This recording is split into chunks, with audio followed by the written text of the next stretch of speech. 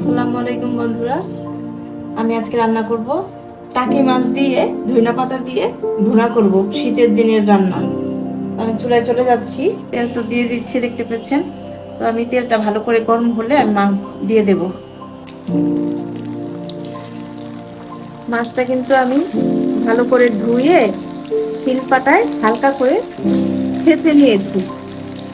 টাকি মাছ ছেঁচে রান্না করলে এটা ভালো লাগে।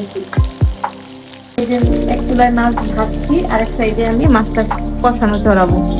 তেল দিয়ে দিলাম, পেঁয়াজ রসুন বাটা দিয়ে দিলাম, তেল গুঁড়ো দিয়ে দিলাম, হলুদের গুঁড়ো দিয়ে দিলাম, লবণ দিয়ে দিলাম, সামান্য একটু পানি দিয়ে দেবো। ভালো করে কষানো হয়ে গেছে, এখন আমি পানি দিয়ে দেবো। বেশি দেবো না, কারণ একেবারেই শুকনো শুকনো করবো।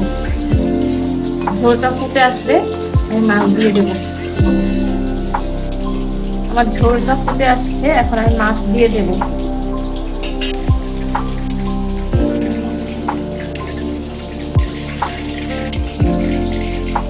ধনিয়া পাতা আমি একসাথে দিয়ে দেবো।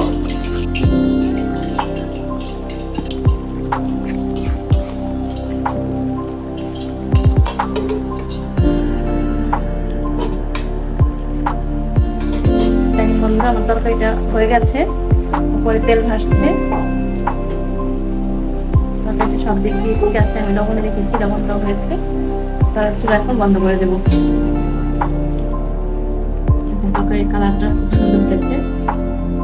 তরকারি রান্না করাটা যদি আপনাদের ভালো লাগে, লাইক করবেন, শেয়ার করবেন, পাশে থাকবেন। আল্লাহ হাফেজ।